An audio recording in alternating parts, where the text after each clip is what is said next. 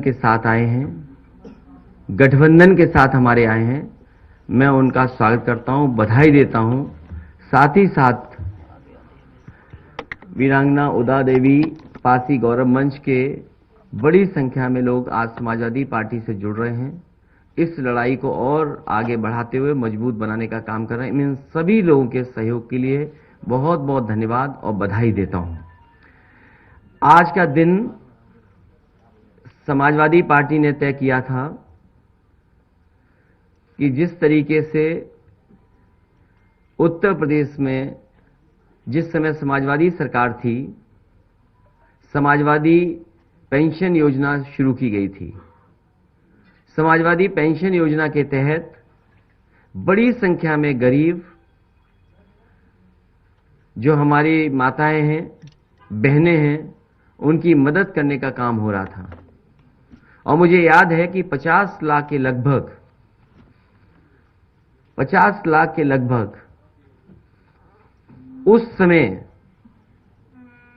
Samajwadi pension से गरीब परिवारों की मदद हो रही थी। समाजवादी पेंशन योजना को पुनः शुरू किया जाएगा।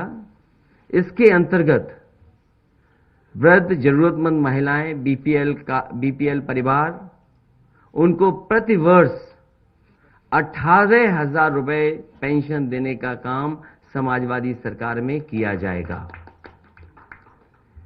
पहले ये योजना जो समाजवादी पेंशन योजना थी, वो साल में 6,000 रुपए मिलते थे और लगातार बुंदेलखंड का कोई गरीब परिवार नहीं मिला रहा होगा जिसको समाजवादी पेंशन से जोड़ा न गया हो। इसी तरह मुझे याद है, कभी कभी मैं जब टीवी में देखता था कि कोई खबर ऐसी है जहां पर गरीब परिवार के साथ संकट या परेशानी में है, तो उनको समाजवादी पेंशन से जोड़ करके उन परिवारों की मदद की जाती थी। इसी तरह बनारस में मुझे याद है, मुसहर बिरादरी के लोगों की खबर मैंने टीवी पर सुनी थी और उसको जब मैंने देखा तो जिस जर्नलिस्ट ने वो खबर बनाई थी, उस जर्नलिस्ट से मैंने बात की। उसने कहा कि मैंने तो कम दिखाया है, लेकिन इससे ज्यादा हालत खराब है मुसहर बिरादरी के लोगों की। उसी समय वहां के जिलाधिकारी जो मौजूद थे बनारस के, मैंने उन्हें फोन किया और मैंने कहा कि इन परिवारों को समाजवादी लोहिया आवास से जोड़ करके और सभी परिवारों को जो महिलाएं गरीब हैं, इनको समाजवादी पेंशन देने का काम हो। उसी समय जिलाधिकारी ने उन परिवारों को समाजवादी पेंशन से जोड़ने का काम किया। इसी तरह कुशीनगर के जिलाधिकारी थे, जब उनको यह सूचना मिली तो उन्होंने कहा कि हमारे यहाँ बजट थोड़ा कम है, अगर जिले को बजट ज्यादा मिल जाएगा तो इस तरह के मुसहर जाति के और तमाम ऐसे परिवार हैं, उनको भी हम जोड़ने का काम करेंगे। तो उसी समय फैसला लेकर के बजट बढ़ा करके उन परिवारों को भी जोड़ने का काम किया। जिस समय मैं बुंदेलखंड में समाजवादी पैकेट को बांटने गया और मैं एक बहुत पुराना स्थान है जैन धर्म का, देवगढ़, वहां गया। वहां जब मैंने देखा जंगल के बीच में ट्राइबल लोग, जनजाति लोग परिवार रह रहा था, पूरा गांव था। उन्हें पता कि मैं वहां से गुजर रहा हूं, तो जो कुछ उनके पास था उससे वो स्वागत करने आए थे। जो वो अपनी ढपली बजा रहे थे वो भी फटी थी।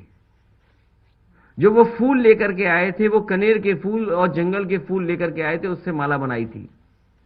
और जब मैंने उनके घरों को देखा कि वो पॉलीथीन या टीन में रह रहे हैं और घर भी पूरा नहीं बना है, उसी समय जिलाधिकारी क्योंकि साथ थे, मैंने कहा कि इस गांव को पूरा का पूरा लोहिया आवास दे दिया जाए।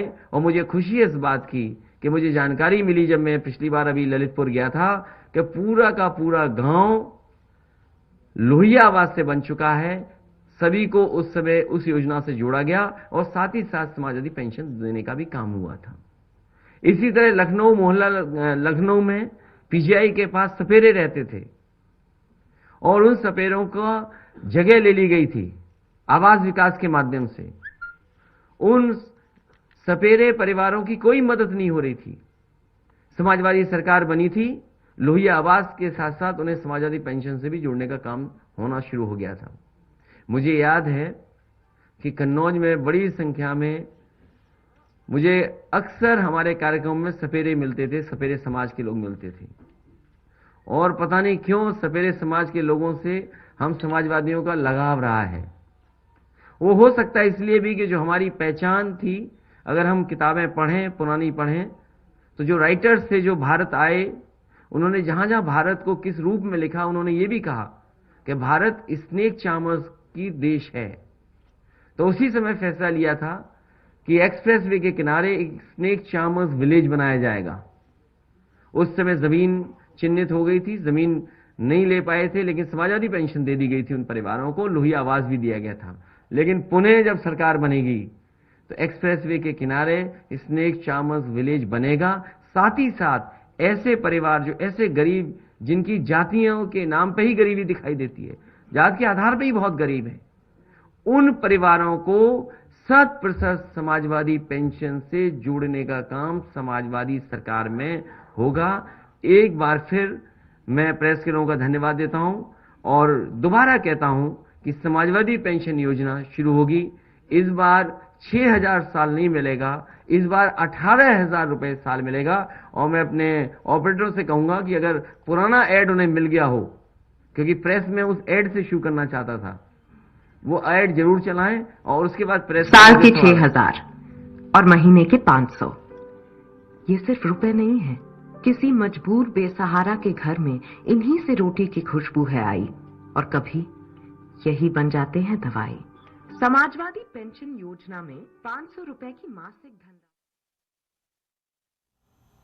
अखिलेश यादव की प्रेस कॉन्फ्रेंस देख रहे थे आप। उन्होंने बड़े बड़े ऐलान किए, बीपीएल परिवारों को लाभ मिलेगा उनका कहना है, और इस दौरान उन्होंने कहा कि पेंशन योजना दोबारा लागू की जाएगी। एसपी सरकार में पेंशन योजना तय हुई थी और अब गरीबों की मदद करने का काम हुआ, और अगर सरकार आती है तो दोबारा से ये योजना लॉन्च की जाएगी, दोबारा से पेंशन योजना को शुरू किया जाएगा। गरीब परिवारों को आवास देने की भी उन्होंने बात कही।